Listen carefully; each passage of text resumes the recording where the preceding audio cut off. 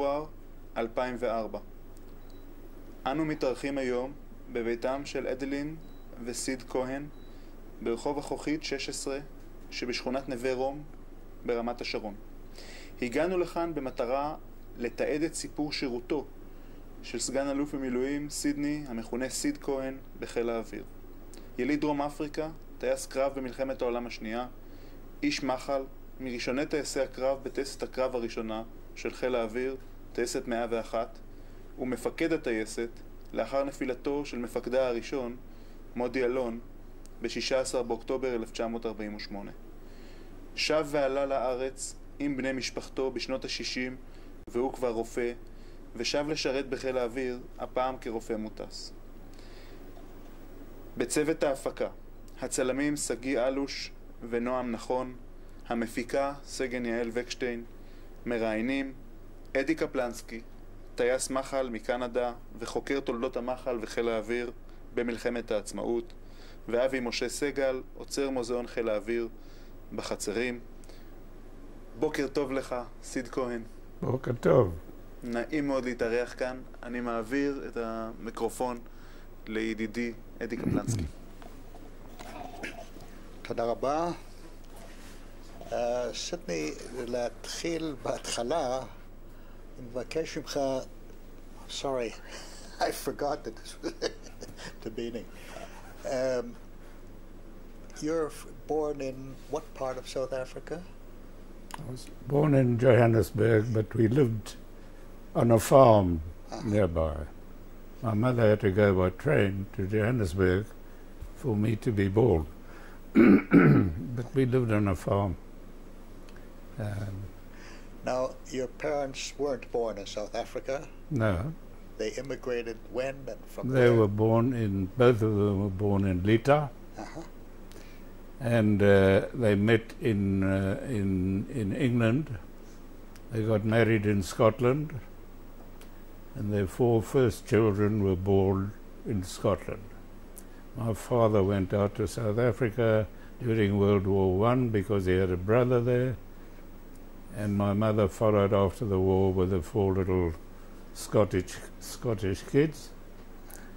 And then she had 3 more, and I'm one of the South Africans. 3 more born in South Africa. Yeah.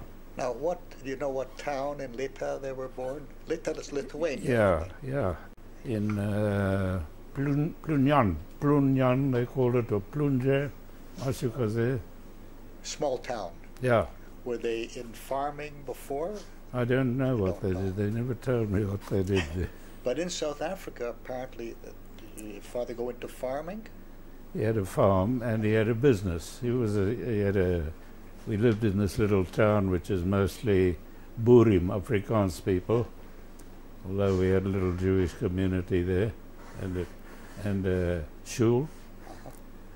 And that's more or less where we grew up, in this little town called Bothaville. Called what again? Bothaville. Bota is a... Oh, Bota, like one of the heroes in the history of South Africa, right? Okay. Now, so you were not the youngest? No, I was the second youngest. You were I see. Second. The youngest is my youngest sister who lives in Ranana, but we're the last 2 left out of 7. I see. So 7, how many boys, how many girls? 4 boys, 3 girls. Very nice. Now, so you were brought up in this small town, not very far from Johannesburg? No, that's about 150 miles from Johannesburg. I see. So your early schooling was in this town, was it? Yeah. Forgive me, I forgot. In Afrikaans school. I see. Yeah, all in Afrikaans. So your first language was what, Afrikaans? No, at home English. But most of my friends are Afrikaans speaking. I see. And after lunch, when I had to go to Cheder, they used to sit on the steps of the synagogue and wait for me. They knew I had to do something, and then we could run down to the river and enjoy ourselves. Did you speak Yiddish as well? No, not in our family, but we had other Jewish families there where the parents spoke Yiddish. The kids spoke Afrikaans to each other. Very interesting. Yeah. So you were fluent in both languages, Yeah. English and Afrikaans. Yeah.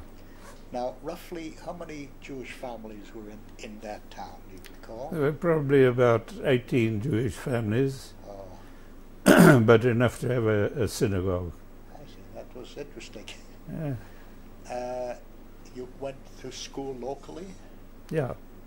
You went to primary school in Afrikaans, Yeah. and you went to And to Cheder, high school. to high school as well. Yeah. In Afrikaans. Yeah. Interesting. Now you're, and you went to Cheder what after school? After school, we went to Cheder and learned a bit of Ivrit. You learned Ivrit. That's the first time I heard Attikwa being sung. And we used to learn with the Rebbe pointing to the fingers, and we had to, that's how we slowly learned Ivrit. You learned Ivris. You learned the prayer Hebrew. I knew them. We used to go to the synagogue every Friday night. And we weren't very religious at home. And but we went to shul. Traditional. Yeah. Traditional Jewish family. Yeah. After high school, After high school,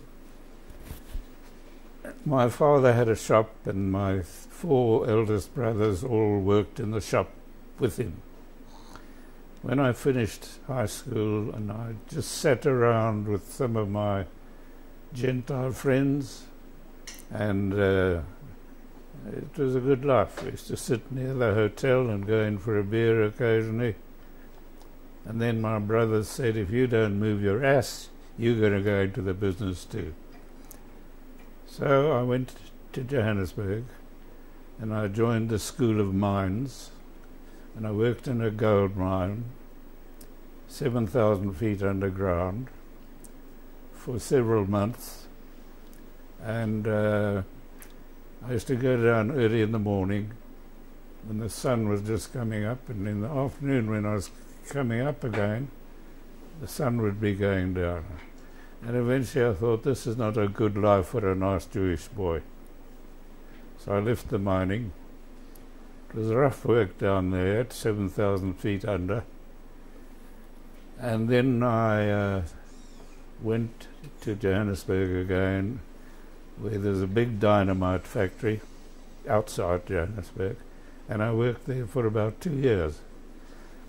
First in the laboratory, and then in the ammonia plant, which is a very big plant.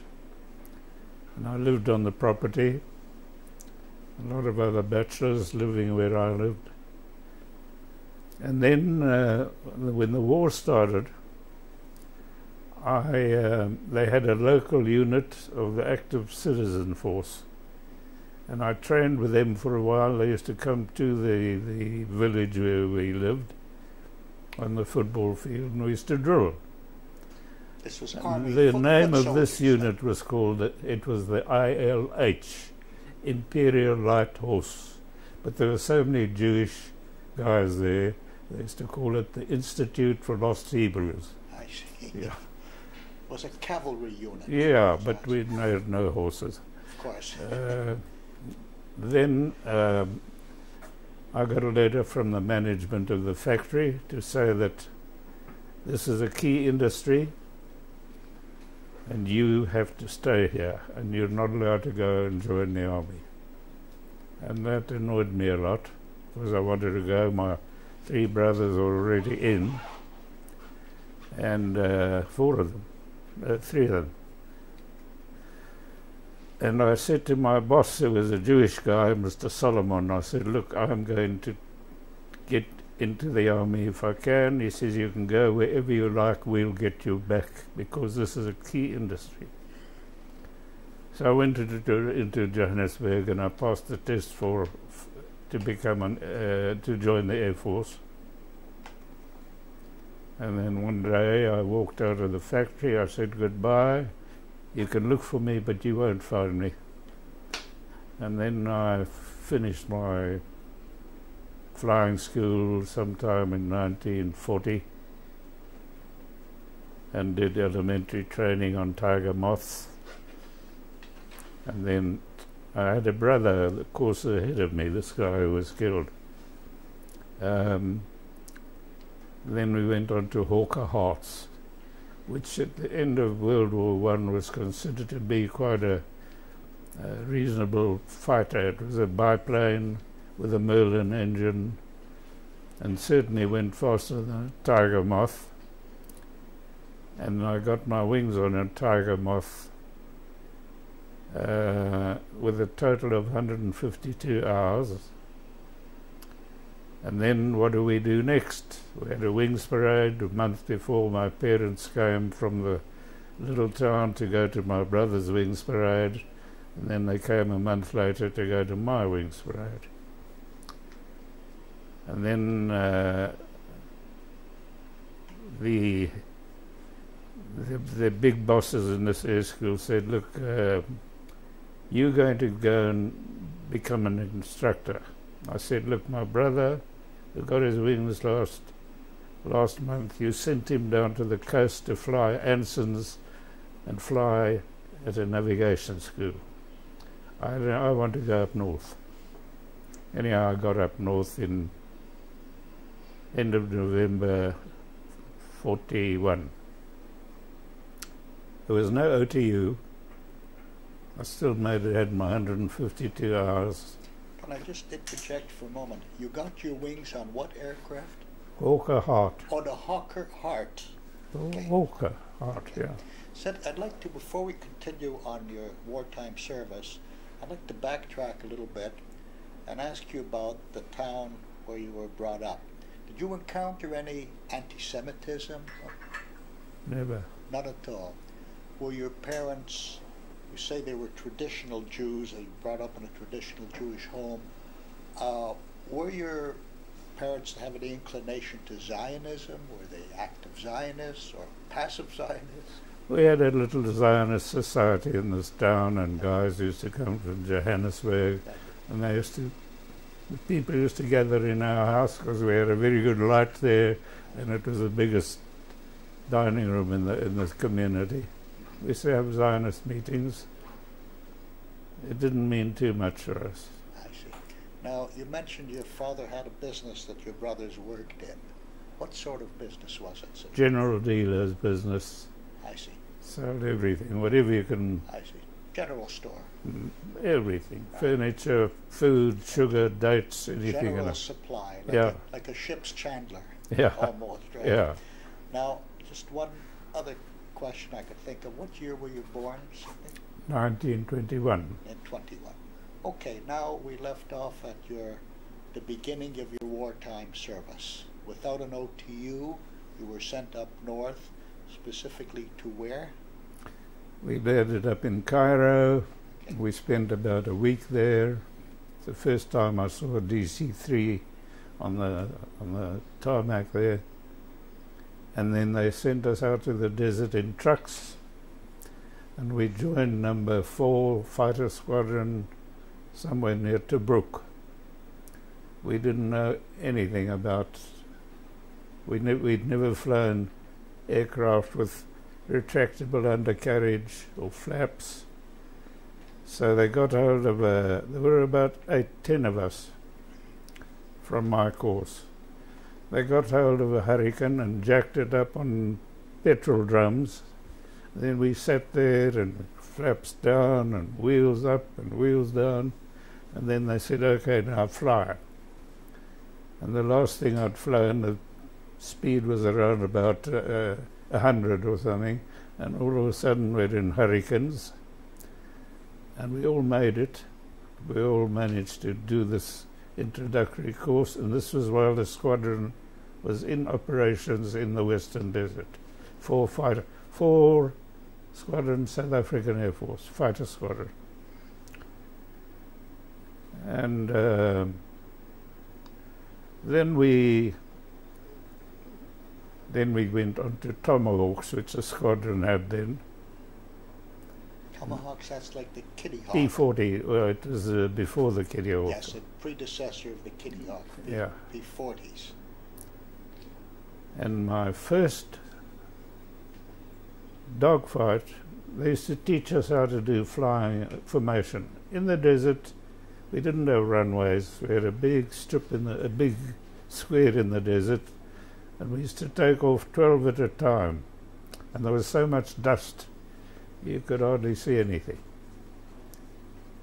And I was supposed to be the commanding officer, the number 2 of the commanding officer, fly on his tail all the time. And right over our own airfield, the Germans used to sit high up in Messerschmitts where we couldn't see them and dive down and attack us. And they dove down. And all I knew was that I was in a dogfight. I didn't see Germans. All I knew was to stick with my commanding officer. And that was my first dogfight. They didn't shoot any of us down, and we didn't shoot any of them down. And but that was my introduction to air fighting. That was your OT. And then after that I thought, well, if my commanding officer can see them, then it's okay. And we lived in tents around this big airfield. And one night I had to go to the commanding officer's tent, and I peeped in, and there he was sitting with a lamp writing a letter. And he was wearing glasses. And I thought, Jesus, this guy wears glasses. I'd better watch my own tail and not trust him. Anyhow, then we were involved in many battles.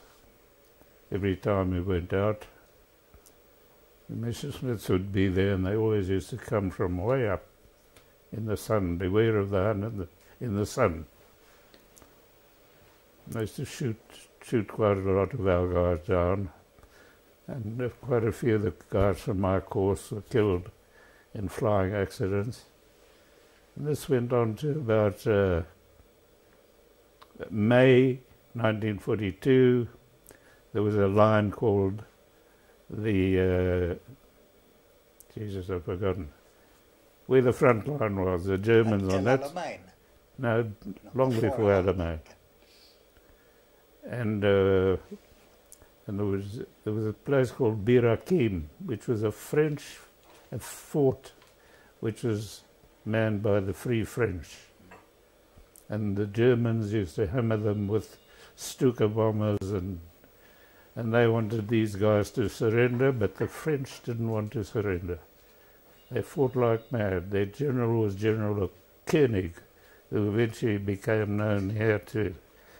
And one day we were being led out, 12 of us, with our wing commander, who was a RAF guy, Barney Beresford, Barney Tristan de la Poor Beresford. And we flew towards Bir Hakeim. And we got near there, we saw a lot of dust. Right low down, we saw a lot of Stukas and a lot of Messerschmitts. And we didn't even wait for our CO to say, go. All of us just went down and we went crazy. They were on the ground, were they? They were flying very low, flying low, okay. Bombing this... the French. Yeah. This fort, Bir Hakeim. There's a bridge in Paris, by the way, which is called Bir Hakeim Bridge over the Seine. Sid, I want to ask you, when the Messerschmitts were waiting above your base for you all, were there any successes on your side? Did you shoot any of them down? Yeah, few guys, not me. I mean, I hit them, but didn't shoot them down. But we had a few guys who were very sharp with their eyes, and we shot quite a few down. So there were some successes, but it was mostly the other way. Yes, sometimes it was pretty bad. That particular day, that was another dogfight. We really had a dogfight. The old boys in the squadron used to say, you must never use all your ammunition. And you must never fly alone. Always see that you're flying with somebody. And I was so excited shooting at these Stukas that eventually I used all my ammunition. And I thought, My first dogfight, I'm going back, and I turn and I start flying back to my base. I didn't see where the other guys were. And all of a sudden I see white puffs, and I look and I see there's a Messerschmitt on my tail, and I've got no more ammunition, and I'm low. Flying over the German army, they were shooting at me from the ground, and this guy wouldn't leave me alone, and I did everything I knew to keep out of his way. And eventually either he used all his ammunition, but eventually I got rid of him, and I was very excited. It was my first real dogfight. Yeah, which airplane were you flying? Tomahawk. Tomahawk, okay. Yeah. Did you find it a good airplane, a good fighter plane? Well, it was, in those days, they used to bring them all the way across the Atlantic to West Africa and then fly them to the squadrons that need them. But before that, you had some training on the Hurricane. No, just a few hours. Just a few hours, okay. To learn to fly a plane with a retractable undercarriage. First we just flew it when it was stacked up on petrol drums. Well, it wasn't really OTU training, but how would you compare the Tomahawk to the Hurricane? I never flew the Hurricane in a mission. I flew them afterwards, but just test flights and things like that. I see. Did you find... Never had a dogfight in a Hurricane. Okay. Did you find the Tomahawk maneuverable enough? Yeah, but we had a tactic. We used to fly 12 aircraft at a time with the leading guys here and the next one here and the next one here, stepped up, which meant that if they jumped us from behind, from the sun, at least somebody would see them on your tail. And they'd shout, duck, and you duck, and you... That was our tactic against these high-flying Messerschmitts. But still, they used to hit quite a few of us and shot down quite a few of us. And the Messerschmitt was a faster airplane at the time. Faster, more maneuverable. It had a gun firing through the nose. So did we have on the Tomahawk, through the prop. Synchronized through the prop? Synchronized through the prop, but it was a metal prop. When I flew my first Messerschmitt here, which was a wooden prop, and nobody knew about the synchronization, I shot holes in my propeller, and I wondered why the plane was flying like a tractor. But I got home all right. That was when Les Bloch disappeared. Well, you had more, your wartime service didn't end with the Tomahawk squadron, did it? Yeah. Then eventually we got Kiddie Hawks, which was a bit 3 guns in the wing, 3.5s in each wing. Curtis P-40, was it? P-40 Kiddie Hawk. And that it was much better than the Tomahawk. And by that time, Rommel and his army broke through, and we all started running for the Alamein line. It was the most amazing thing, this mighty British army. We had to leave our airfield at short notice because there were German tanks near the airfield, and all the fuel that was waiting to be used had to be burnt, and we flew back east, landed at one little... It had these little airfields all over the country. And then finally we landed at some airfield in the dark. And we'd never flown a Kiddie Hawk in the dark. And as we were landing, a Junkers 88 bombed us. Anyhow, we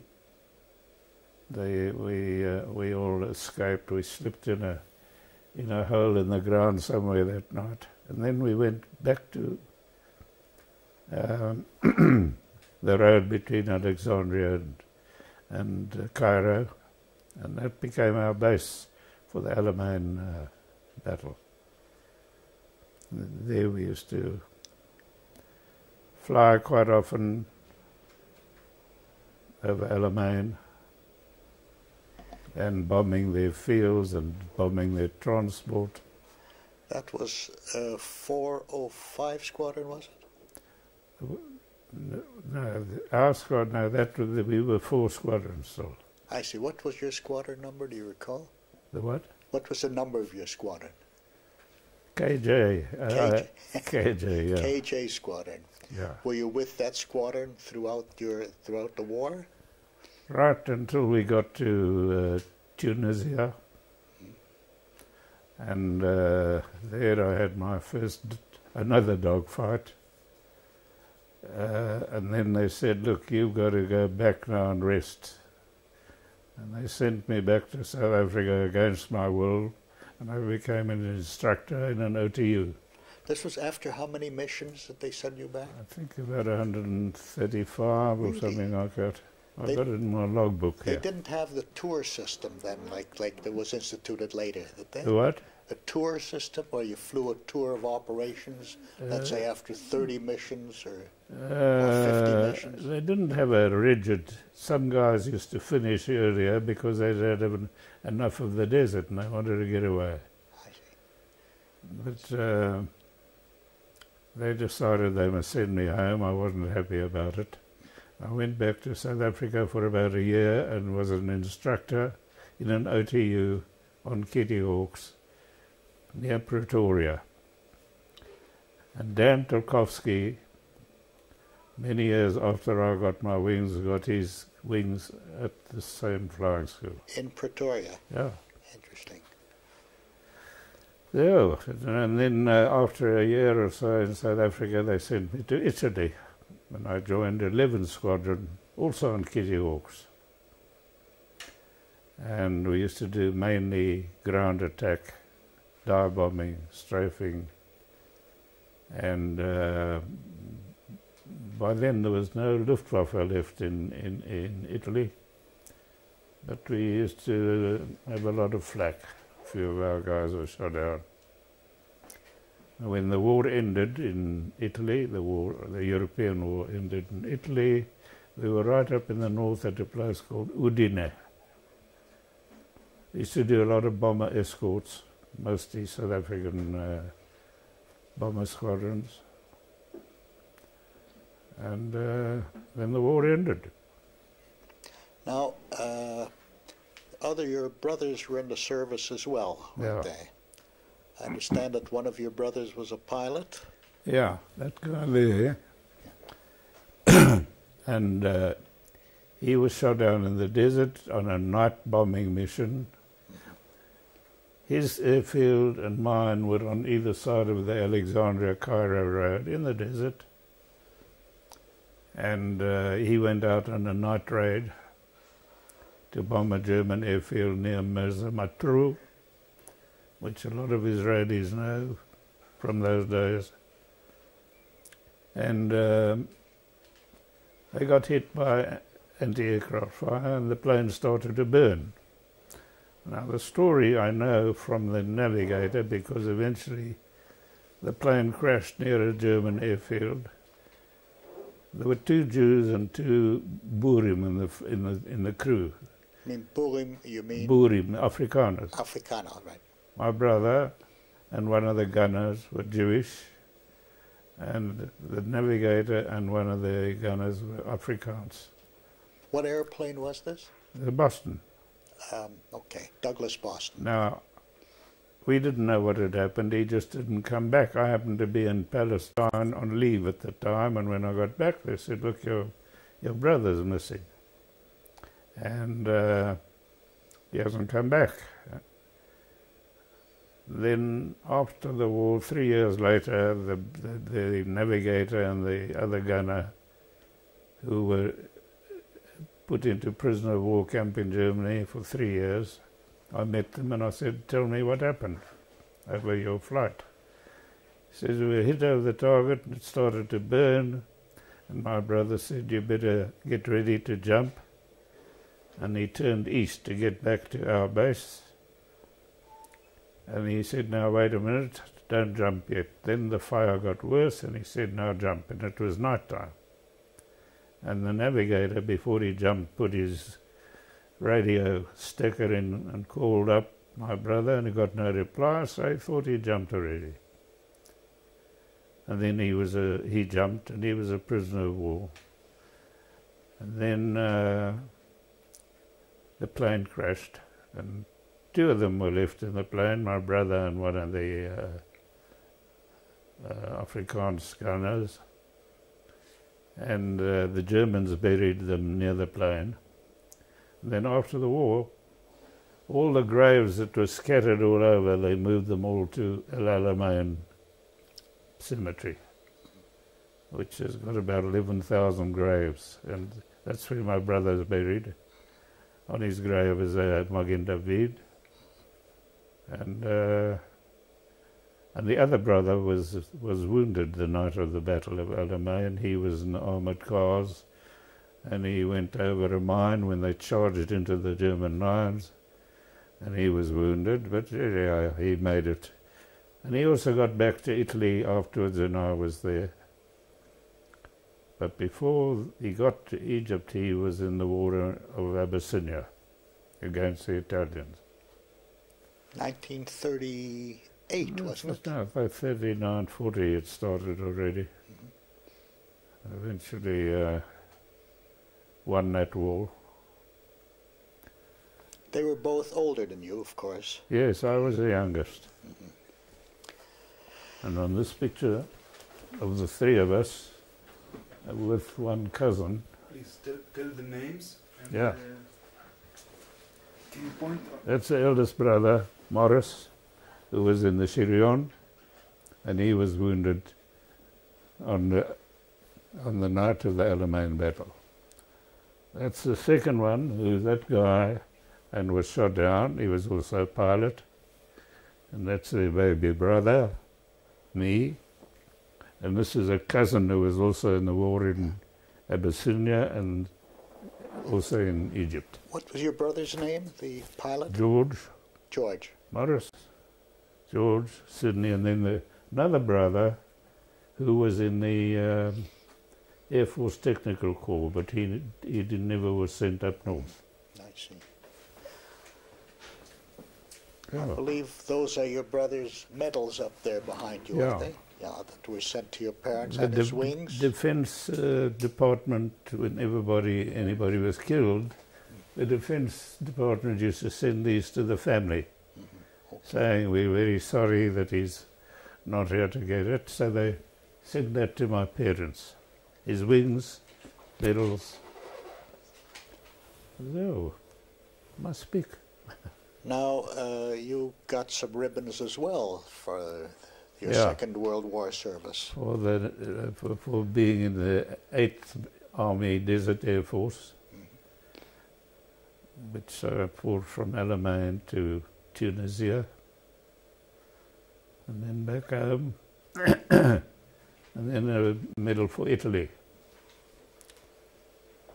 And Okay, so when you got back home, is that when you went back to school?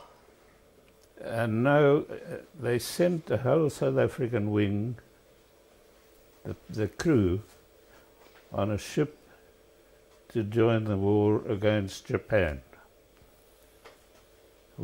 Before we came, a few of us went to Palestine for a bit of chofish, and then we got on this boat, which is a Swedish boat, and we started flying sailing to Japan. And when we were on the water, they dropped the first atomic bomb. But we made it to Sri Lanka, Ceylon, and we went to Colombo Harbour. Then they dropped the second atomic bomb, and that was the end of Japan. And the end of the war. End of the war. Yeah.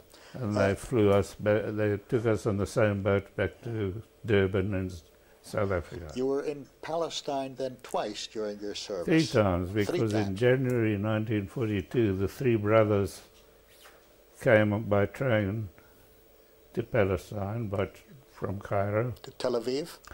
No, we spent a lot of time at Kibbutz Ein Harod. Ein Harod, okay. And they've still got pictures there of they made a big fuss of the 3 Jewish brothers with uniforms. They really treated us like kings. And then I came back here in September 42 on my own, and that's when I got back. They told me my brother was missing, and the other guy was wounded. And then carried on with the war. Then you were here again before you embarked to the east, towards Japan. Yes. Again, when I took some Gentile guys from our squadron who came with me to Palestine, and we had a great time there. Went to Ein again. Did you tour the country a little bit? Yes. What were your impressions? Well, I was fired by it, and I've got a feeling that it's got something to do with the fact that in 1948 I came here because I knew there were a lot of guys here that I would want to help. In other words, you were impressed with what you saw. Yeah. And you identified with what you saw. Would you say? You what? You identified with what you saw? Yes. Ah. Okay, so you got back to South Africa after the war and were discharged from the army? I met a friend of mine, a Gentile guy from my little town, who was captured in the desert at Tobruk, and he'd just come out of prisoner of war camp. And I said, "What are you doing now?" He says, they gave stipendium to the guys to go and study. He went to study engineering.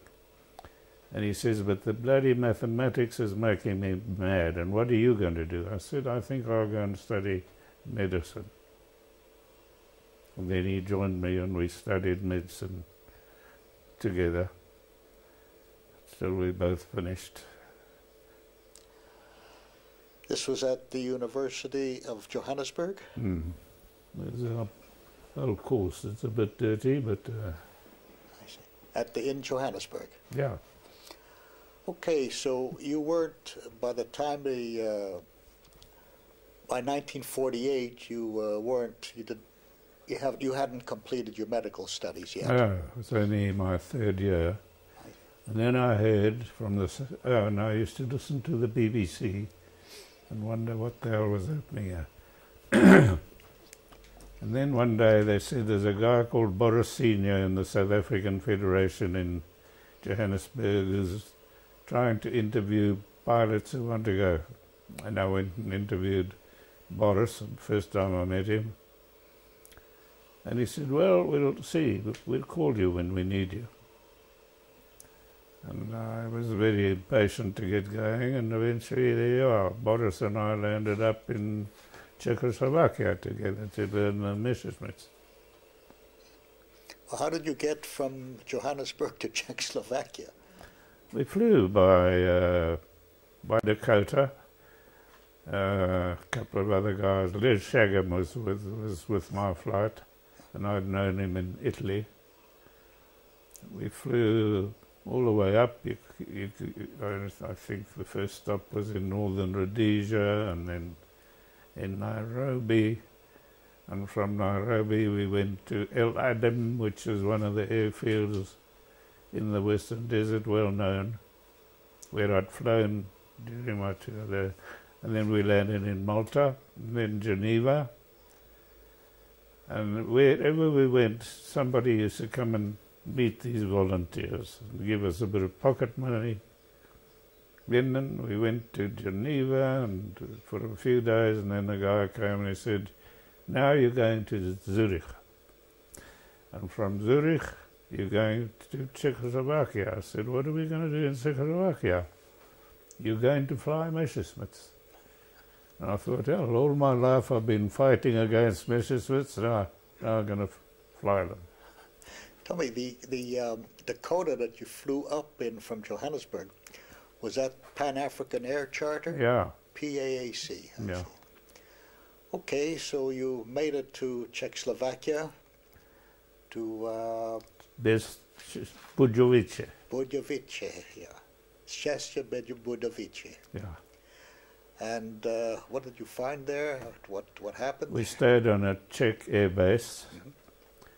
We met the וחוקר, who was Colonel Klein, and he spoke to us and he looked after us very nicely. We lived in billets on the airfield. You've seen the pictures of a few of us sitting on the steps of our billet.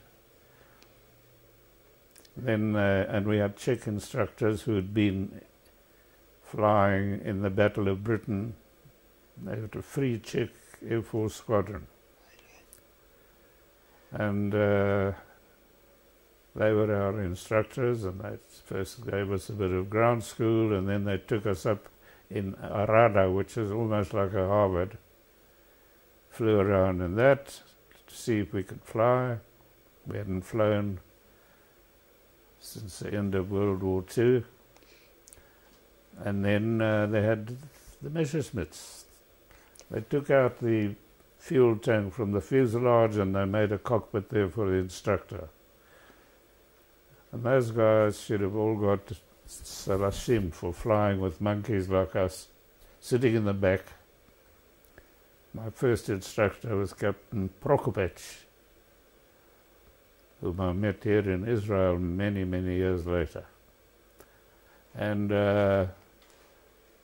Rudy was there, and Boris was there, and Oni Ruch was there. Eventually we all had about 2.5 hours on the Messerschmitt. And then they brought us here with a... was Chris McGee on your Chris group? McGee was there. So you mentioned Ruch and Ruch, Rudy. Rudy, George Lichter, and Boris. All of you made it? Yeah, we all made it, except there was a guy called Al Friedman who was with us. Al Freeman. Freeman. Freeman, yes, I remember his name. Very big talker. But he never, I don't think he even came to Israel. I think he went back before he got here. He might have come here. He's an American, wasn't he? Yeah. How did you find a Messerschmitt? How were you impressed with it? Well, it wasn't an easy plane to fly. You know, you had to get the flaps out of the bloody wheel that you had to turn before the flaps started coming out. And it had a cockpit canopy that didn't slide back. It was on a hinge, but like this. It wasn't an easy plane to fly. It wasn't an authentic ME-109, No, was it? I think it was a post-war austerity model that the Czechs built. It was like a hybrid. Yeah. But was the original ME-109 also with a hinged canopy? I never saw one of the original one. But the big difference, I understand, was the engine. I know the guy who chased me in the desert at Birakim, he seemed to have a proper canopy. But I didn't have time to have a good look at him while he was shooting at me. Of course. Yeah. Now, the engine on the Czech-built 109s wasn't an original engine for the ME-109, was it? I don't think it was the original. I've got For the Junkers 88, was it? I've forgotten the name of the engine. Jumo? Yeah. But was this the reason that it had a tendency was difficult to keep straight on takeoff? First of all, we were on the Herzliya airfield, which was sand. There was no strip or anything. You get stuck in the sand, and a lot of guys swerved off, and it had a tendency to what we called a built-in crosswind, and it was difficult. But we had quite a lot of crashes here at the beginning. It was hard to keep straight on takeoff. Hard to keep straight. But once you were in the air, it was not too bad. Rudy shot down 4 Egyptian Spits with a Messerschmitt. And Modi Alon shot down an Egyptian Dakota and a Spit. 2. 2. Right. Yeah. Good. So, After the course, you went back to Israel. Yeah. Not went back, you came here for the first time. And inside the plane was a Messerschmitt stripped down, you know, they brought them over. On a C-46, Yeah. right? And Sam Lewis was our first pilot that we'd met. And I kept a sort of a diary, which I never completed, where I was very disgusted with Sam Lewis because he was saying, you guys must ask for as much as you like to be paid. And we didn't come here thinking about being paid for our service. And when he started talking about that, I didn't like it very much. But anyhow, Sam was such a great pilot and such a great personality. He flew with El Al for many years. You know how he died, don't you? Yes. Playing with his pistol in the kitchen. And it went off, and I understand it was it looked like a pen, like a something ballpoint pen, but it really was a pistol with one cartridge. Yeah. And you're supposed to have looked into it, and it went off into his eye. That was the story I remember. But anyhow, you got back here. That was when? End of May, roughly? Yeah, end of May. I got here was the Hufugah Rishonah. Okay, which was already June by that time, wasn't it? Yes. And the squadron was in Ekron in Tel Nov. And that's where they did their very first flight with Azer and Modi and Lou Leonard and Eddie Cohen to stop the Egyptians who were coming down the coast towards Tel Aviv. And Eddie Cohen didn't come back. I think he was hit by anti-aircraft. And that was the first mission. Were you here at the time? No, I wasn't. That was before you came. It was before I came. I see. So and then the squadron moved over to Herzliya. So Moti Alon was in a previous group to yours, getting a check yes, out of the... he and Azer and a few other guys, Les Bloch, who... Les Bloch and Eddie Cohn, and they, of course... They did the course in Czechoslovakia before I got there. Yes, and Lou Leonard, of course. Lou Leonard, I think might have been the first course. Okay, so you were based at Herzliya with these Messerschmitts. Got here during the first truce in June, and then fighting started again in July at the end of the first truce. Was your squadron active at the time during that period of fighting? Yeah, mostly in the Negev, and mostly patrols over the front line, or dive bombing, or strafing on the ground. Was there any opposition from the Egyptian Air Force at that I time? didn't have. Only once saw an Egyptian aircraft in the air, and that was at El Khama. And before I could get onto his tail, I dropped a bomb on the runway. Not El Khama, El Arish. No. Bir Khama, maybe. Bir Khama. And I dropped my bomb, and it fell right on the X. And as I pulled out of my dive, I saw this plane, which I think was an Italian Fiat. They had some Fiats. Before I could get on his tail, Danny Wilson Zal, who was sitting there, and that picture was onto him. And he just shot him down, and he went in near where my bomb fell to. This was later on. Was this in October or? It was about October, I must think. Have been October. Mifza Esa Makot or Yoav, I believe. Yeah. I see. Now, tell us something about the squadron, about the people on. By that time, you were the mefaked of the squadron. No, I only became a faked after Moti the Alon night was that Moti was killed. They phoned me from Mate Khalavir, and they said, you've got to take over the squadron. Yeah. You recall, I believe you were on the base when Moti Alon was killed, or just returned from a mission? I saw him hit the ground because he and Asa had been out on a mission, And Murray Man and I were sitting in Spitfires. We then had a few Spitfires. It was after Velveta, apart from the first one that Boris Senior did the test flight. And Murray Man and I were at the end of the runway. Azer had landed already.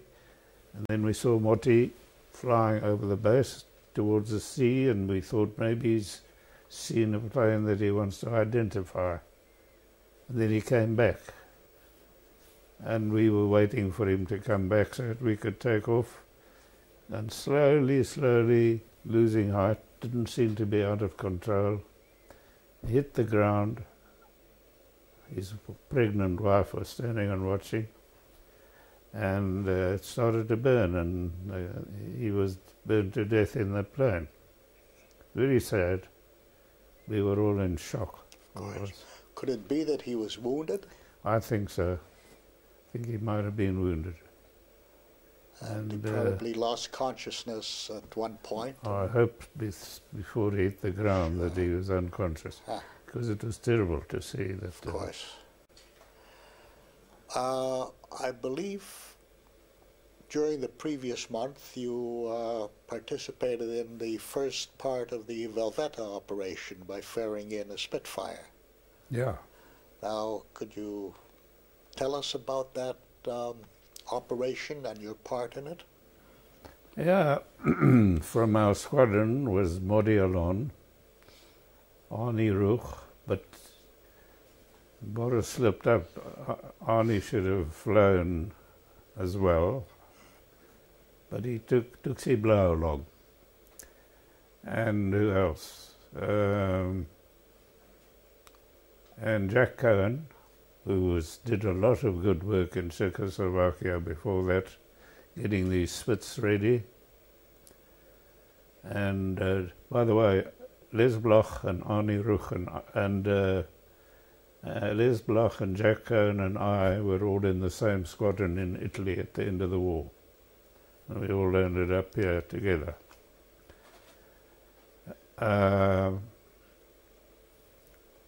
So we all went to Czechoslovakia in a Skymaster, I think it was called, transport plane.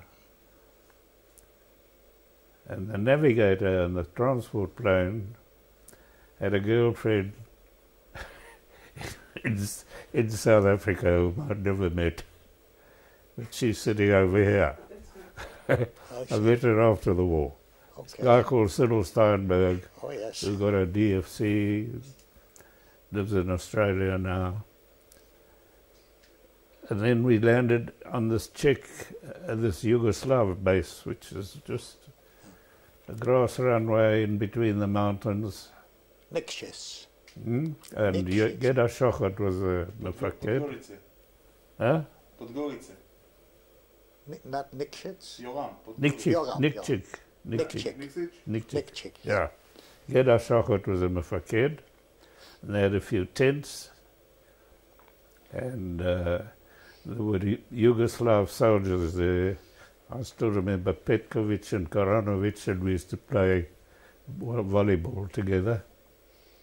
And then they flew us over there. I went with Morris Ben Simon in Norseman. Norseman. They flew us to Czechoslovakia, to the base. And coming back, Sam Pomerantz led our first 6. That was Sam Pomerantz, myself, Tuxi Blau, Boris Senior and Modi Alon. And when we got to Nikšić... That's 5. There's one more. 6. Modi Alon and Boris. And Arnie Ruch? who? Arnie Ruch? No, that's where Boris slipped up, because Tuxi crashed his plane on the landing. Yeah, you belly landed. Yeah, right off that one. So that left 5 of us. Oh, and he still didn't let Arnie fly. I know he flew Spitfires in Italy with 40 Squadron SAF. Had more experience at Tuxie, but anyhow, that's how it worked out. And then we took off from Nikchik with this Skymaster leading us back, and her boyfriend sitting in the cockpit navigating, because we didn't know where the hell there was a war on in Greece at the time, a civil war, and so we had to follow these guys. It was a DC-4 you followed, was it? Yeah, DC-4. The Skymaster. Yeah. And when we got to Rhodes, or near Rhodes, Boris and Modi called Cyril, the navigator, and they said, look here, we've got trouble with our fuel systems. You know, we had a Messerschmitt long-range tank under the wing, under each wing of the Spitfire, pumping into the Spitfire's belly tank. So they both called up and said, we've got problems. So Cyril said, you're not going to make it, you better come down in Rhodes. Which they did, and you know what is the story. Yes. I think we never got the planes back, but they came back. And so it left Sam Pomerantz and Jack Cohen and I flying to Israel, 3 out of the 6. And I think I told you that it was very uncomfortable. The big problem was flying in a very small, cold cockpit, and nobody thought that there should be a tube for the pilots to have a pee-pee. And I started wanting to make a pee-pee, and then I kept calling Cyril and said, how much time are we still going to be in the air? I think it was the longest flight that a Spitfire had ever done. And we landed at Ramat David. I was the first guy to land. Then Sam Pomerantz and Jack Cohen after me. And as I turned off the runway, I could just think of one thing. I've got to have a pee-pee, I'm going to burst.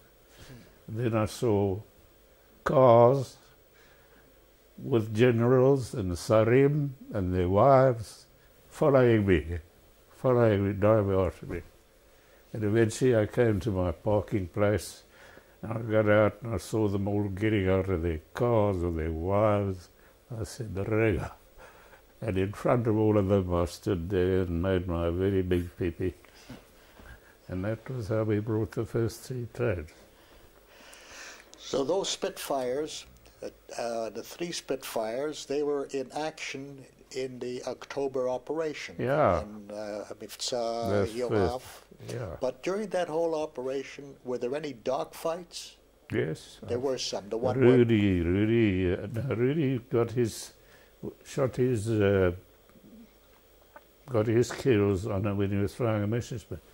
That one of Rudy over there, and that card that he gave to all of us, yes, I think is on a Messerschmitt or a Spit. Fiat, I think. That is a... That's an ME-109. Yeah, but you can't see here whether it's the canopy goes like this. I think it must have been a Spit. Rudy got 4 kills. He was the best of the lot. Okay. Now, so between October, the next bit of action came in Mivtza in the December and January actions. Right? Yeah, when we took a lot. Pardon? When they did, what was it called? Mivtza... No, this was later on. Yeah. I mean,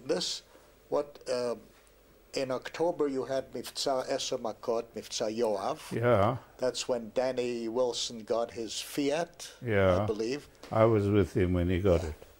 And then the next bit of fighting started in December 24th or 25th, 24th, I believe. When the Royal Air Force... That's right, and it ended off with that. Well, that was It quite actually ended off with that on the 7th of January, 49, a Friday. when Ezer and three guys, Right. Bill Schroeder and Sandy Jacobs, and who was the other one? I've forgotten. I think Caesar Dangot. And they met the Spits from the Royal Air Force, and they had a nice dogfight. I believe John McElroy was involved in that as well, that first. It might have been, but yeah. I'll tell you where he was involved. Yeah.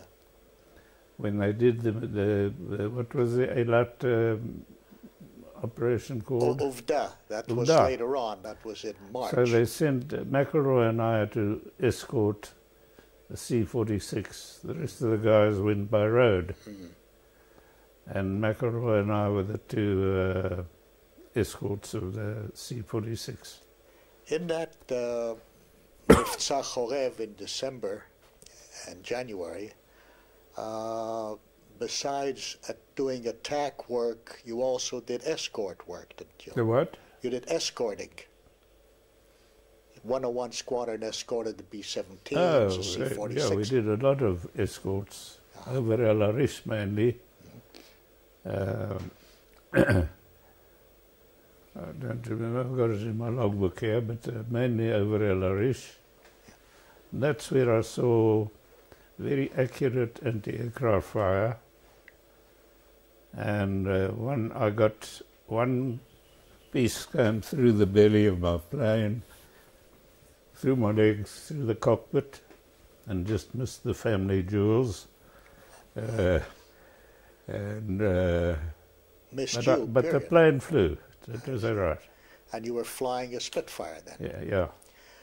Now, you also escorted the Harvards, Yeah, dive bomber. that were bombing Fallujah. bombing Fallujah, right? Yeah. And other targets as well. Yeah. Well, I don't want to get in with We my couldn't own. really escort them. You were there. Yes. Yeah.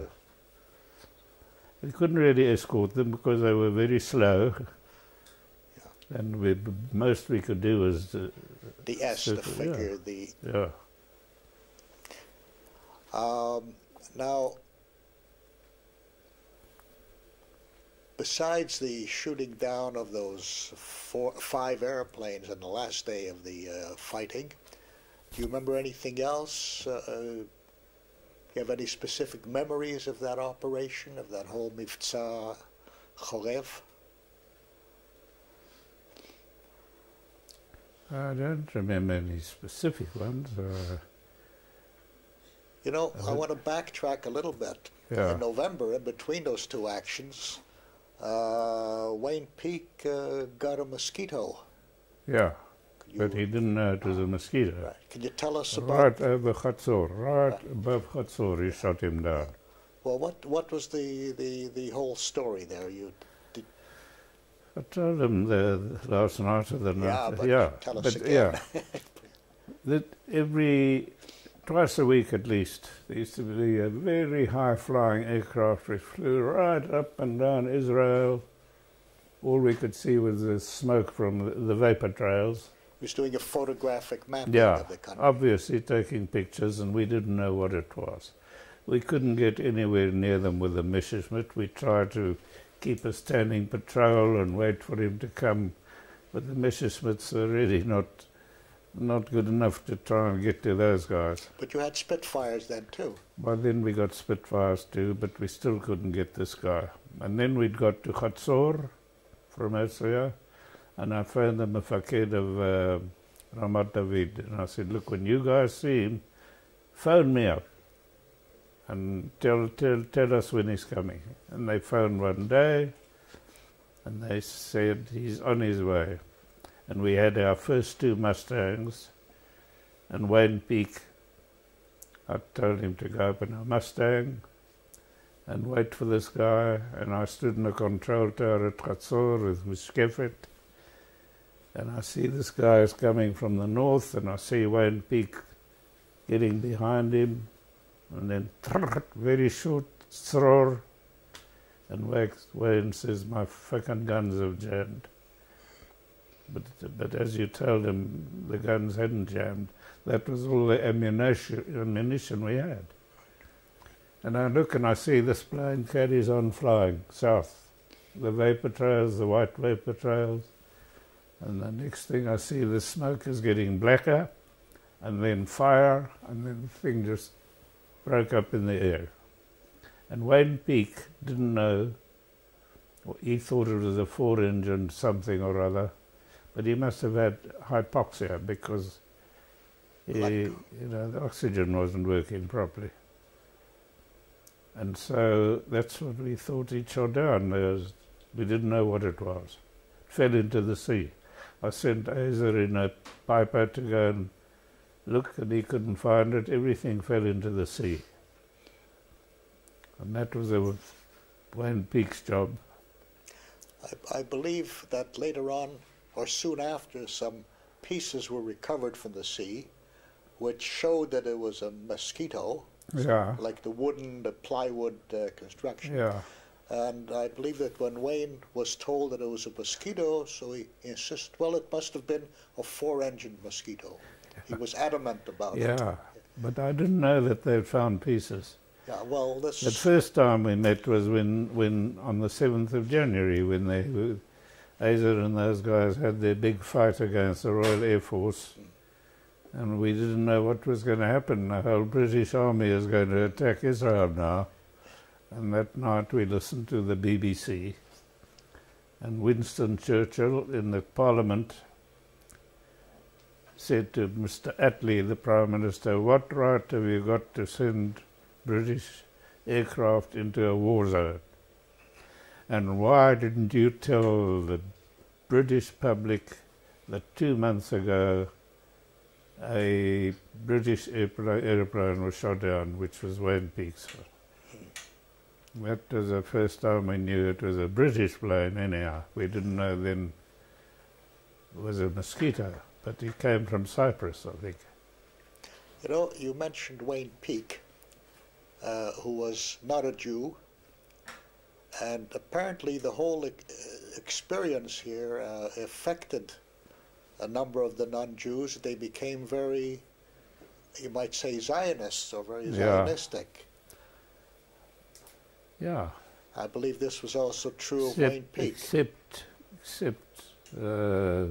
what was the other guy that flew with me? The Canadian. McElroy. He wasn't a. I kicked him out of the squadron, he and Ben Baker. And Baker, right. Because they phoned me one day, my office was down near the field, and they said McElroy and Baker are performing in the pilots' Mardon, and saying all kinds of anti-Semitic things. And I said, tell them to come and see me. I said, look you two guys, I want you out of the squadron now. Go back to Tel Aviv. And I found Aaron Remez, and I said, I don't know what you're going to do with them, but we don't want them in the squadron. McElroy one night complained to me that when they recruited him in Canada, I don't know who recruited him, they told him he was going to be a squadron leader, and I suppose he got annoyed that I was the squadron leader. He wasn't a very pleasant guy, but he was a good pilot. Now, but with Wayne Peake, who died in the U.S. years later, he's buried in Haifa. Yeah. How come? I made a hesped at his funeral. How come? He wrote to me and said he's very sick. They found something very ugly in his lungs. And then he wrote again and he says, I think I'm going to die. And then he wrote to Azer and Motiod and he said, I want you guys to see that I get buried in an Israeli military cemetery in Israel. And when he died eventually, they flew the whole family over, his wife and his kids, and we had the funeral at Haifa, that one part of the cemetery where George Burling is buried and a few other non-Jews. And there were all the mufakdim of the Chel Aver were there, before and after, and I made the hesped in English. And it was very sad. But that's what he wanted. But you know, there was another story that his wife told us, that one Sunday morning, the kids saw Wayne getting up and getting dressed and walking out down the street, and they said to his wife, "Where's Dad going?" She said, "Dad's going to church." But Dad's Jewish, isn't he? The kids. His children thought he was Jewish. They thought he was Jewish. Aye. That his wife told us. What was his wife's name, Adeline? Alleen. Aline. Now, that was because every Sunday he would meet other ex-101 pilots like Rudy Ogarton and Mike Flint and so on. They had old Knufiav. And I understand And his Nomus wife, was there too. his wife would go to church and he'd go meet his Jewish friends. Yeah. So this is why these kids thought that he wasn't Jewish. Very interesting. And also, at one of those meetings, my daughter was living in Los Angeles, and we went there, and I hadn't seen Nomus since he got kicked out of 101 Squadron here, because he used to terrorize Tel Aviv. He used to go in and get drunk, and he stabbed somebody one night in a tea room. And I met Nomus in the Western Desert many years before that, when we were already in Tunisia, and he came with the RAF squadron, and he used to get drunk. And one night, the wing commander and some other officers were going back to their tent in a jeep, and Nomus was standing there with a 303 shooting at them. Fortunately, he didn't hit them. And then he was transferred to the American Air Corps, and I spent, I think, a whole month in Cairo with him, which was, you can imagine what a month it was, because I was coming back and he was going to America. One might have the impression that some of your people in 101 Squadron, that they were a wild bunch, wild and unruly. Yeah, but not exactly. Look, we had Asa used to get a bit unruly at times, and he was our Rosh Knufia for stealing motor cars, but it was okay. Wasn't too bad. Look, as I recall, it said there was a shortage of motor transport in Chatzor and with your squadron. Yeah. And we had, you know, they had these aircraft bays all over the place, and to get all the pilots to their planes, we needed. So, and they didn't give it to us from Tel Aviv, so Azer used to steal cars. Azer too? Yeah. I see. He was the Rosh of the Knufia. They came back with an Egged bus, and there was a ruined Arab village near the field. Akir. They used to park them there, and the mechanics used to paint them. No, not at Akir, at Chatzor. Yeah, not at right, Chatzor. And I told you one night, Asa woke me up at 2 in the morning and says, "Sid, I've got a new car for you." And I went outside, and there was Aaron, there was this car. I said, "Asa, Miyad, take it back, take it back." You mean David Rames's car? David. Yeah, he was the Minister of Transport. No, it was Aaron's car that he stole. Aaron's car? Yeah. No problem to steal Aaron Rames's car. I've got an American flag here that he stole off the car of Dr. James MacDonald, who was the first American ambassador in Israel. Very tall guy. And Asa stole his flag off the car, and I've got it here still. You have it. Yeah. Interesting. Now, I recall a 7-passenger DeSoto automobile that wound up at your base. What? Made by the Chrysler Group, DeSoto. You don't remember the DeSoto automobile? No, Asa's father had a DeSoto, an old one, and they used to come and visit. And one day, Rudy borrowed it. I don't know where he was going, and he crashed it. Now, I understand at one time the Mishtara Tzvai, the MPs, when they'd go looking for a car that was stolen, one of the first places they'd go was to your base in Chatzor. Yes, is that true? Right. That's true. And not only that, one day they came to sit in my office, I didn't know these guys, to talk about this. And our mechanics had found an ox, I suppose, from one of the moshavim or kibbutzim, and they shot it and put it on a tender, and they brought it and stood in front of my office, said, "Boy, come on, here I'm sitting with these cop guys who've come to find out why we steal cars, and they're shouting for me to come and see the what they brought." On a stolen car? I suppose it was a stolen car, but I know they put the ox onto this thing. Now, is there any truth to what I heard, that at one time somebody put a sign on the front of your base that said Sid Cohen's used car lot? No? I never saw that. You don't remember that? No, but I've heard the expression. I see. Yeah. It wasn't just known as Sid Cohen's used car lot. Yeah. But Asa was a guy who made it into a car lot. Yeah. Now, I told you the story the other night. After I had to go back to North Africa to finish my medical studies, I gave the squadron over to Asa. But they didn't know. They said to me, "Who should be your the next commander?" I said, "Asa." Anyhow, then I had to go and see who was the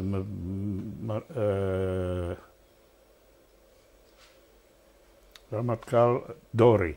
Yaakov Dori, right.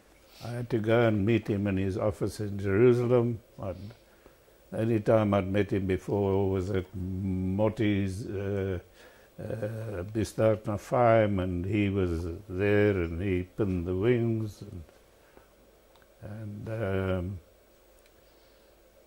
And he was also asking me, what's going to happen? I said, I think Asa should take it over. He wasn't too happy about it, but he took it over and he became a Fakir Khedavir and Nasi, and now the poor guy is walking Bakoshi with 2 sticks. Now, when you went back to South Africa around, it was after Mifza Yoav,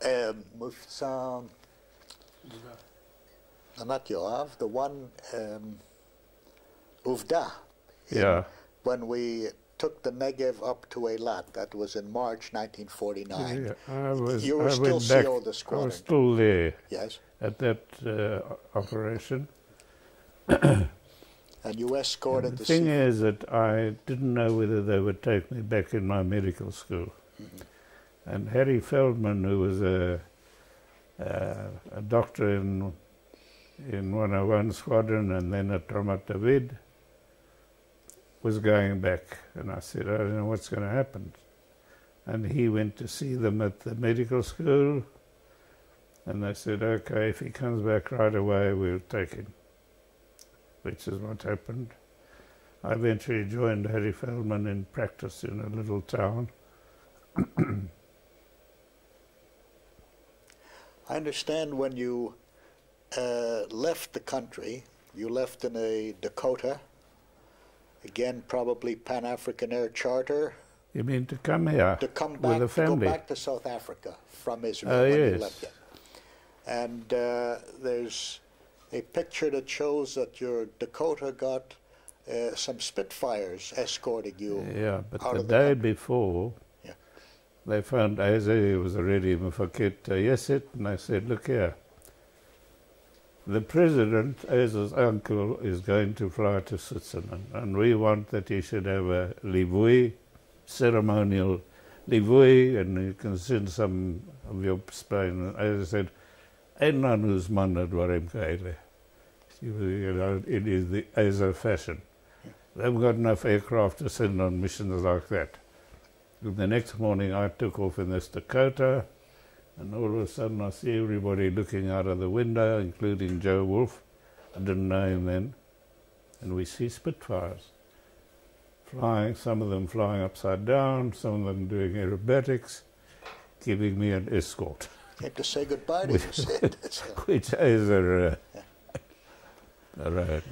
Well, then you got back to South Africa, went back to university, and completed your medical studies. Yeah, and got married. That took you a few years, the medical studies? Yeah, it took a while. But first I got through by the sweat of my vrouw, as they say. She worked, and I studied. And then you practiced medicine in South Africa, did you? Yeah.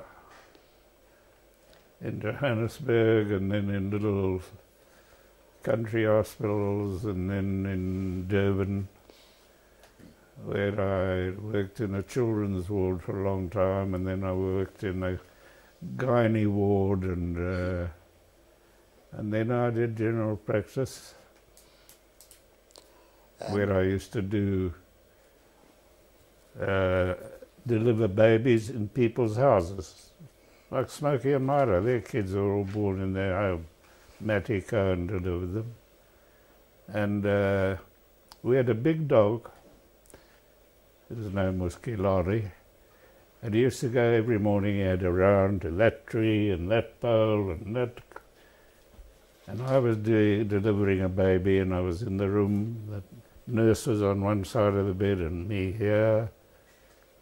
And all of a sudden the lady shouts, "Voetsak." Now in Afrikaans, you only say voetsak to a dog.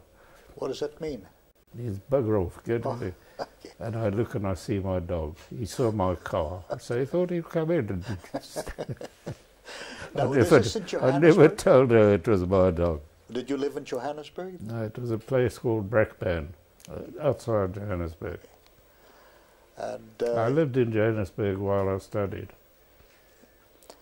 And your children were born in South Africa? Yeah. And when and why did you decide to come back to Israel? Well, I always had a feeling that I wanted to come back. In 1963,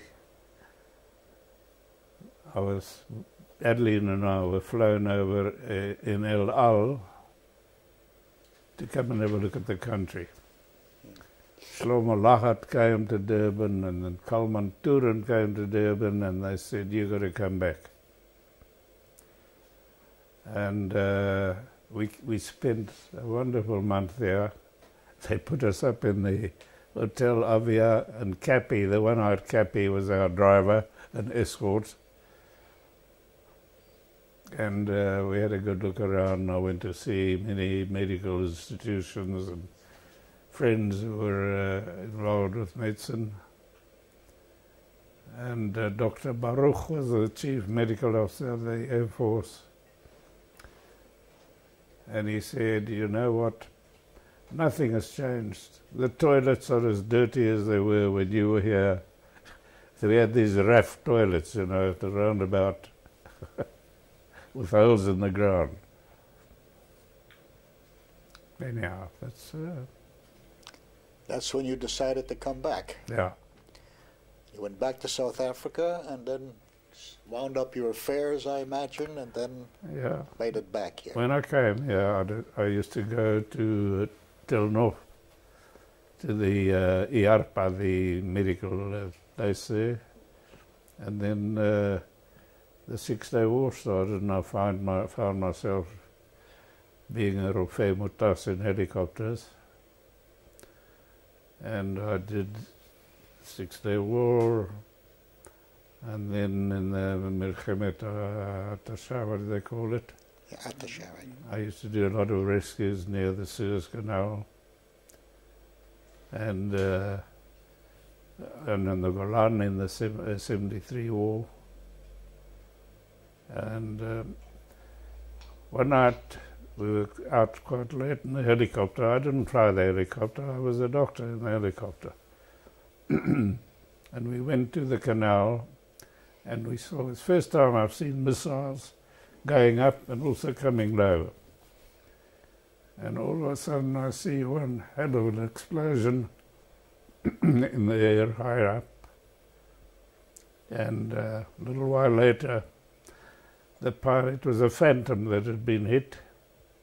The pilot started talking to us on his way down in the parachute and saying he's not sure where he's going to land, whether he's in the Second Army area or in ours. And eventually he landed, and he called up and he said, look, the navigator is hurt, and we're lying here, and I don't want to put up a rocket because he didn't know where he was. But I can hear you, and if you keep flying in the same direction, you might come near where we are.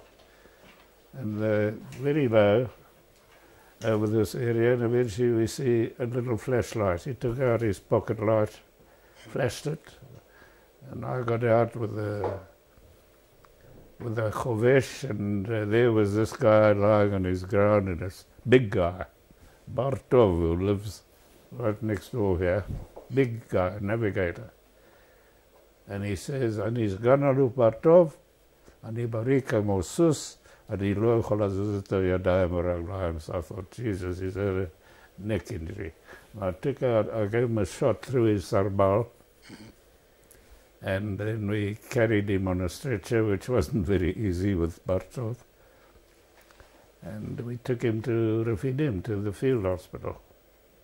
And what he'd done was, he was such a big guy, when they get hit, they're supposed to go like this, so that the arms don't get hit. He broke both his arms because he forgot to put his arms down here when he got shot out. Ah, I see. Yeah, when he ejected.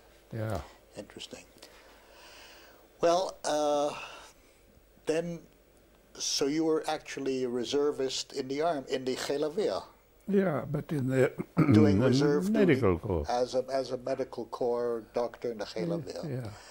Now, in civil life, though, what was your practice? General practice. GP, were you independent, or you were with an organization? I used to, no, I belonged to the medical association. I practiced with a partner. We used to do surgery. I used to do anesthetics, and deliver babies, I see. Which my dog came to watch. Okay. But when I used to go back to our little town where my family was still living, their doctor, who was an Afrikaans guy, Dr. De Wet, hell of a nice guy, but he looked after my parents. And he used to call me if he had any calls. You want to come out on a call with me? Yeah. And he was called the district surgeon, and if there were somebody on a farm way away, he'd have to go up there.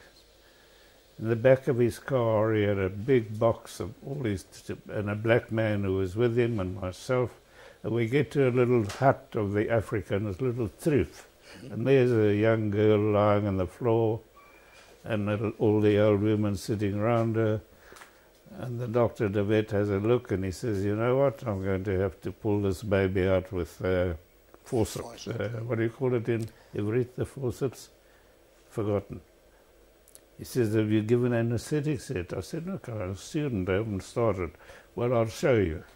Takes a bottle of chloroform out of his bag and a mask, and he says, "Now you sit on the floor on your knees and you just keep pouring chloroform," which I did. And eventually she went to sleep. And he pulled out a baby which started crying right away. And it was good, interesting stuff.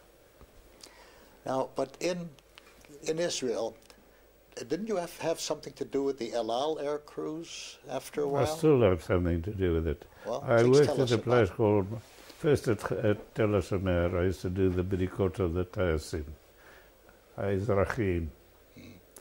And then I worked at a place called נכון for nearly 20 years, where I used to do the pilots' medicals. And now I'm gradually phasing my way out of El Al. Are you still active, Sydney? No, not really much. I don't do general practice anymore. But I've got a fax here, and then I get faxes from El Al that there's a sick passenger who's going to fly from Bangkok to Tel Aviv and he's broken his leg or he's broken his back, and I have to okay it, and I send the answer back by fax. And all the pilots in El Al who are miluimnikim still, they do their bodycourt at IARPA, and they send me the results by fax, and I give them their medical certificates. So you haven't quit completely. Well, I think this is a good time to have a little break, Avi. I think it's a good time to have a little drink or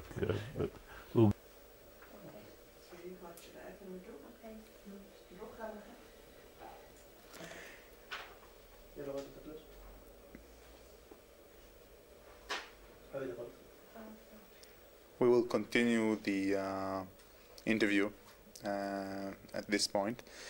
I wanted to ask you, Eddie found in your logbook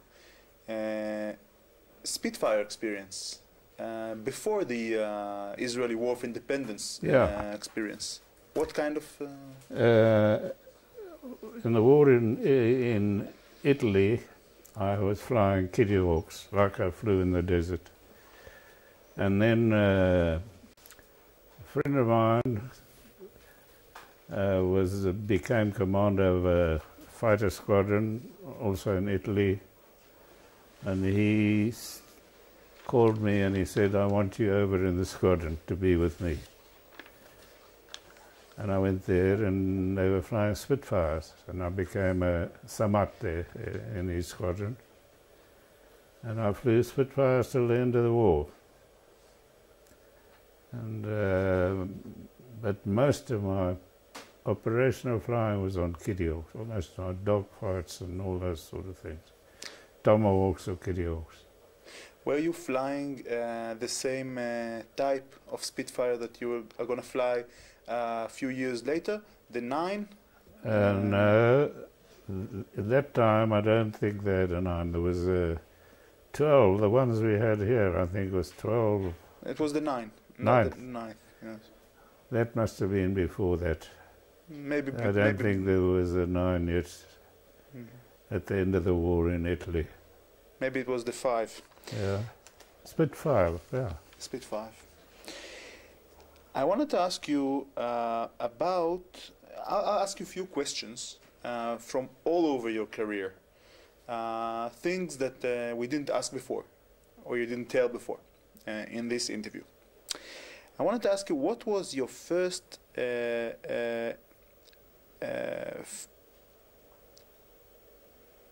experience connected with airplanes as a kid, as a boy? Do you remember anything before the war, pre-war experience? Yeah, we lived in a little town, and my 2 big brothers wanted to learn private flying, and the nearest town, about 50 miles away, they had a flying school, and the instructor used to come out about once a week and teach these 2 guys to fly, and then they took me up one day. That was the first time I flew in a small training plane, and then my brother, this one, he and I went to the Khalavir in South Africa, and I was a fighter pilot and he was a bomber pilot. So this first experience has done something to you? Yeah, yeah. But mainly it was when I was working in the dynamite factory and they declared me a key man. I'm not allowed to go to the war, I have to stay in this industry. And I thought, to hell with this, I'm going to get out of this thing somehow. And I just went on my own. They were doing bodycourt for Tsevetavir in Johannesburg somewhere. And I passed. And they said, you're accepted. And I went back to my bosses. I said, I'm going away now. I'm leaving your dynamite factory. You can go. We'll get you from wherever you go. You're going to come back. Anyhow, that was the start of it. They didn't manage. They didn't manage. Would you please describe your first solo? first solo. After how many sorties were you sent by your instructor to the first solo? And describe the first solo. Yeah, that was when we were flying Tiger Moths, and our instructors were Royal Air Force instructors who were in South Africa. And I was not a very disciplined student. I used to get up late in the morning and come, put on my sarbal, and my pajamas were sticking out when I came to the flight office, and they made me guard duty on the gate. I don't think I had a free weekend all the time I was there. And then I think I had about 14 hours of dual flying with the instructor, and then they sent me off solo. And that was on the Tiger Moth. And then when I went to the advanced flying school in the Hawker Hearts, it didn't take long to get back into it. Do you remember the first solo itself? Did you feel any? Yeah, I don't remember it very accurately, but I was very pleased that I'd gone solo. And but I'll tell you, we had to do 50 hours in the Tiger Moths, and when the course was finished, I had about 45 hours, and the other guys had to stop flying. And they said to me, you got to fly, you got to get your 50 hours. Fly, do whatever you like. And there was another pupil called Kelly, a wild Irish guy, who wanted to fly. And he said, you know what? I've got a plan that I'll fly with you. I said, how are you going to do it? He says, and then we had a big field. It wasn't a maslul, it was just a big grass field. He says, I'm going to hide away in the bushes right at the end of the field with my parachute. And you taxi up to there and turn the plane so that the guys in the control tower can't see what's happening behind. I got there, and Kelly comes out of the parachute, and he starts getting in, and he says, okay, you can take off. And I take off, and I can't get the stick back. I said, Kelly, what? We didn't have a radio, we had speaking tubes. What the hell's happened? Oh, he says the straps have got mixed up with something. Anyhow, eventually got it loose, and we just managed to get off the ground. And two new pilots, pupil pilots, each one trying to switch for the other. We were flying under telephone lines and doing aerobatics, and thank God we all got back safely. We didn't kill ourselves. And at the end of the course, when we got our wings, the officers, the instructors gave a party for us in their Mardon. And one came up, Armstrong. He was a very cocky little man who was my instructor at one time. And I remember one day I went to his office and I peeped at his book and about the pupils, and he wrote next to my name, this pupil seems to be incapable of thinking quickly, sometimes incapable of thinking at all. That's what he wrote. Anyhow, then he came to me in the pub when we had our wings and our first. He said, you know, Cohen, you and Kelly are very lucky. You think we didn't know what the two of you did? We saw you take off, we saw you land, we saw Kelly coming out of the grass, and they decided they could have kicked us out. That would have been the end. Anyhow, we enjoyed it. Not killed, not getting killed, not killing anyone? Yeah, how old was I then? I suppose about 18 or something like that.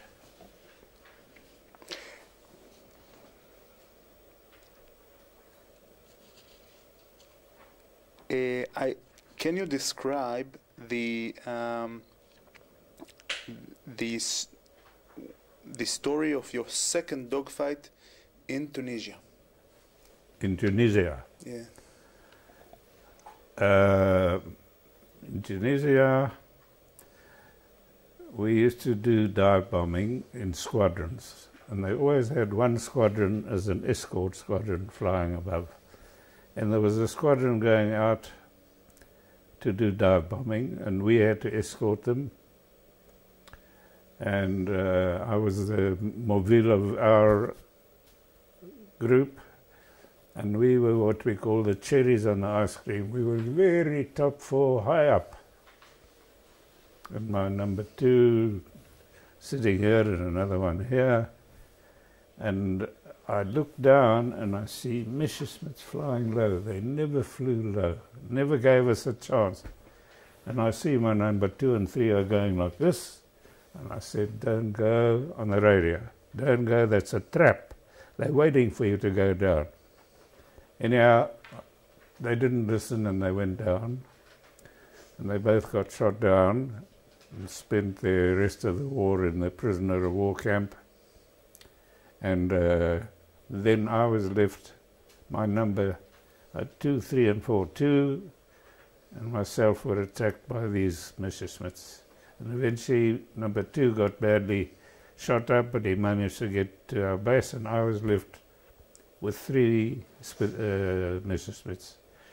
And they attacked me, and they came together, and then one would come from here, and I'd turn into him and the other guy, and they were shooting at me all the time. And we were over the sea already in Tunis. I didn't know how I was going to get out of this, because there were 3 of them, and I couldn't get away from them. Eventually, I put the nose down, and I went straight down. And I pulled out just over the sea, and they must have thought they shot me down. But I managed to get back, full of holes, and one number 2 full of holes. And I met number 3 and 4 after the war at the same university that I was in. And I said, why did you guys do that? They were prisoners. This was 1943 in Tunisia. So they had 2 years in the German prison camp. I said, why did you do that? Well, we just never seen them flying below us, and we thought we'd take a chance. I said, didn't you hear me telling you on the radio not to go? We heard you, but we couldn't resist it. Anyhow, the one became a doctor and the other one an engineer. How many air-to-air victories do you get? You got any air-to-air victories, any scores? Scores? Yes. No, only plans that I didn't ever shoot one down where I saw it going down, but I shot and did damage to a lot. I was just unlucky enough not to shoot him down. And usually Messerschmitts. And the Stukas I shot down, but that Stuka was like shooting ducks. Where the end of war in Europe catches you? Where are you at May the 8th, 1945? In a place called Udine, right in the north of, near the Austrian border. And in fact, my last mission there was to escort bombers at a big railway station called Klagenfurt. We were escorting the bombers who were bombing this railway station. And I think after that I didn't do any more flights. Then we left Europe. I want to ask you a personal question. Mm-hmm. Did you have any chance to visit your brother's grave in El Alamein? No, but my Khatan has been there. He's always doing all kinds of exotic trips. He took a bunch of people from Tivon. There's a Mossad there with the Tismona Down syndrome, Mongolian. He took a whole group of them to the Himalayas. They made a beautiful video of it, and it was really something amazing. And then he went to the Eskimos and stayed with them for a while. And his wife, my daughter, stayed here. And then one day he said, we want to go, that's he and his friends, to go to the Egyptian Western Desert and look at the what do you call it? The Huh? Pyramids. Not the pyramids. The oases in the Western Desert. נווה מדבר. Yeah. נאות מדבר. Yeah. There was something in Amutat Tel Aviv recently of one of the guys who lives there who flew over that same area in a mosquito in the Israeli Air Force. נווה סיwa. Yeah. נווה סיwa. Anyhow, I said, why? He said, why are you asking? I said, because my brother's grave is at El Alamein. He didn't know what El Alamein was. He grew up in Kibbutz Gulot, and he says, I don't think we'll be going there. It's not in our Tochnet. The night before he left, he phoned me from Egypt. He said, we found it. We found his grave. We took pictures of it. We gave the Arabs some money to look after it. But I've never been there.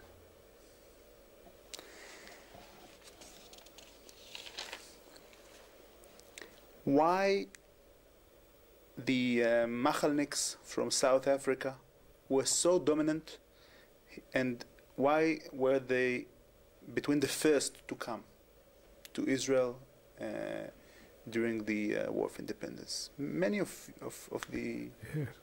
I don't know. I think that the Zionist spirit was strong in South Africa.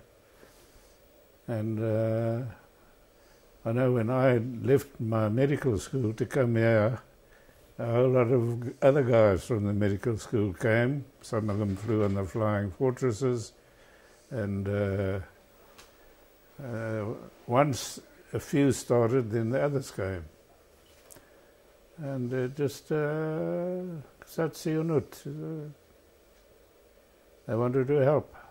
And as I'd been in Palestine a few times during a war, I wanted to come here and help. And I thought, well, I've got experience. I'm sure I can help them in some way.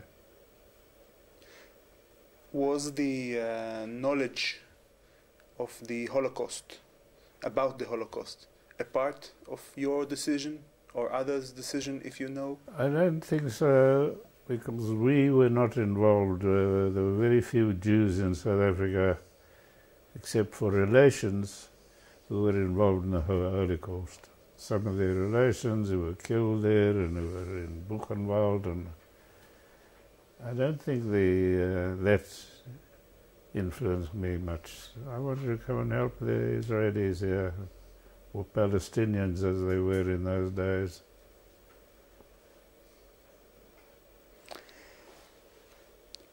What kind of treatment, personal treatment, did you get from the Czechs that were instructing you in Czechoslovakia on the Messerschmitt? Very good. I've kept a diary from there, but unfortunately I never kept on with it. But they were very nice to us. The mefaked of the basis spoke to us, and they took us to restaurants, and not that they had much money. And one guy even brought his sister and said, we want to get her out of this country. Is anybody prepared to take her? And one of the guys, George Lichter, married her and took her out of Czechoslovakia. George Lichter was here about a few weeks ago. And his wife came because the brother asked him in a restaurant, will you get my sister out of this country? You had a meeting with your instructor many years later in Israel. Netanya. Somebody told me that there were a whole lot of people here from the Czech Army and Air Force, and they were staying in a hotel in Netanya. So I took my logbook and I went there and I found the hotel, and I said, is there a Captain Bielek here? And they said, no, Captain Bielek is dead. I said, is it Captain Prokopec? And they bring along an old gentleman, and he looks at this old gentleman, and I take my logbook, I've got an Israeli logbook too, and I say, Captain Prokopec? Correct. Prokopich Cohen. We did several flights together, and he started to cry. Yes. It was really something. Exciting. Very, very exciting. Yeah. And then I had a letter from him recently with a picture. And but the other guys I never saw again. There were a few, but mainly Prokopich and Bilek were our instructors. Your personal instructors.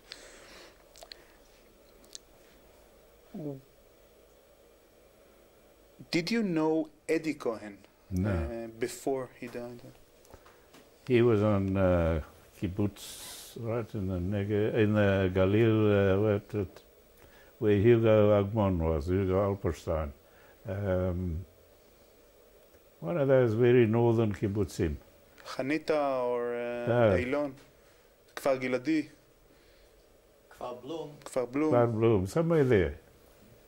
I never knew Eddie. He was killed before I came to the squadron. Would you please describe the character and leadership of Modi Alon? I can only tell you that he so much impressed us. We were all guys with a lot of experience, and this guy, he had such a personality of leadership that we respected him, we admired him.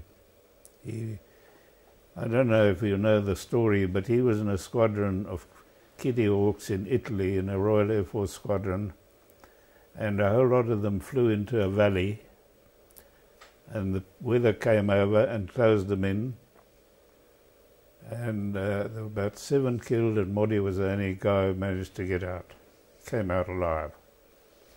He flew into the mountain. He was great. He was a great guy, and we respected him. And I'll never forget when I took over the squadron, and I was sitting in his office, I found a letter in which he says we must stop using this terrible English language. I must negate Anglim. And yeah, show that to Eddie, Dean. It's I know this letter. Yeah. I know this letter. I don't know what happened to it afterwards, but he was very good, and we all had a lot of respect. And when he got killed, we were all in shock. And I didn't know Hebrew, and I had to take over the squadron. And some of the guys were in such trauma, pilots and the ground people. But I had a Katsin Minala Kalman Turin. Without him, I'd have been lost because I knew nothing about administration. All I knew was how to fly. And Kalman helped me a lot, great deal. And but all the guys helped, but Modi alone. And then when I saw, when I came back from my flight and I saw that this guy was burned to death in the cockpit, it was terrible. And his wife was there, and she was pregnant. Mina. Mina. Mina alone. Yeah. What happened, what do you think happened to Lionel Morris Bloch and Robert Lester Wickman? I don't know. That was a mission that Lou Lenart was taking the guys to El Arish. Wickman. It was the night that I joined 101 Squadron here in the Asfayan. I was still living in a tent, and I didn't know any of these guys. And I see there's Lou Lenart with a group of guys around him, and tomorrow we're going to do this, and he used to do this with his hands, and they went back the next morning. They went there, and Wickman didn't come back. I've heard eventually from Eliayal that I think they found something. They either crashed there or been shot down by anti-aircraft. I don't know what happened to him. And I only met him the night before he left. And Lionel Morris Bloch, who was in my squadron in Italy, he went out with Maury Mann, who was the Sgadner Fakeda Tayeset, and I was the other one, the Samat. And he came back alone. He says they met some Syrian MiGs near Mishmar Yaden or somewhere. Harvard's. And I think he shot one down, but he never saw what happened to Les. And the next morning, they asked me to go out and see if I could find him. And I went in a Messerschmitt. About my second flight in Israel, or my first flight in Israel on a Messerschmitt. And first I flew out to the sea and just a little soror to see that the guns were working. And I flew to Mishmar Yaden, and the plane was flying like a tractor, vibrating like mad. And I looked, I couldn't see anything, nothing. And I came back and I landed and I switched off the engine. And the propeller stopped, and I saw that the propeller, which was wooden, had holes. In other words, because when I made that little throw, it went through the wood of the propeller. So I was lucky really to get back with no problem. And you think that maybe this would happen to Leslie? It could have happened because nobody knew about the synchronization. There were Czech mechanics who came at the beginning, and they should have known about it, but certainly they didn't do anything on my plane. That's why I shot my own prop, because the bullets went through the prop and it was supposed to be synchronized. When I flew in the desert in the Tomahawk, we also had guns going through the prop, but it wasn't a wooden prop, it was a metal prop. And I don't remember that happening to anybody. There it worked beautifully. It worked, the synchronization. Yeah. During and after the January 7th, 1949 air-to-air clash with the RAF, did you feel comfortable about it? How did you feel about it? And the other guys? Well, we were all very excited about it, that they'd shot down some British Spitfires. I thought myself that what if we started now with this? Maybe the whole British armed forces are going to attack Israel now. And then I heard Churchill's speech that night in the British Parliament. And, well, then I just didn't do a hell of a lot until a lot mission. I flew the Mustangs a few times, which I hadn't flown before. And what I wanted to ask you about it is, if you felt comfortable as an almost RAF pilot yourself. That didn't bother me. Didn't bother me. They shouldn't have been there. They shouldn't have been. Tell us about the first 4 Israeli new fighter pilots. Danny Shapira, Moti Fine, T.B. Stern, and Shaya Schwarzman. Yeah. They came to our squadron.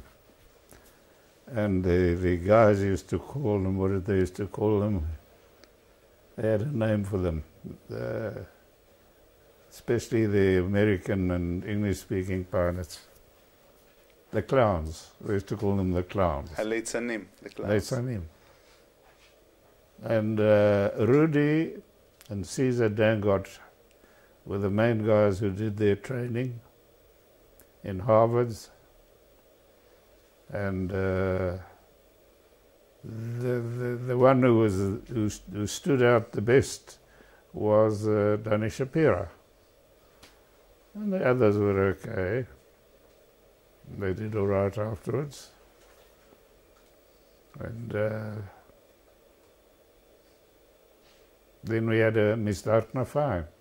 You have arranged the misdar? I didn't arrange it. It was arranged. I didn't know anything about it. But the mechanics went on strike. They said, we're not coming because the food in the cheder ochel is not good.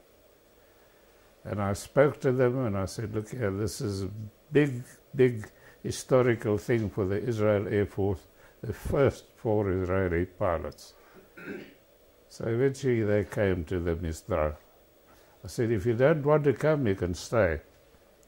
You don't have to come. But we're not going to go because the ochel's no good. And that was my first experience of shvitot and things like that. I didn't know how to handle it. So we had the misdar, and it was very nice. Luftdori was a Ramatkal. He put the wings on. Then we had a fly past. I think Azer led it. And I wanted to ask you about that strike of the mechanics. What I heard from mechanics of that time, of that period, people like Shabtai Katz and Chovav Milikovsky and others. Milikovsky, that was the guy, Habub. He was the guy who was the big politician, and he, I believe he's a very wealthy man today. He's the uncle of Bibi.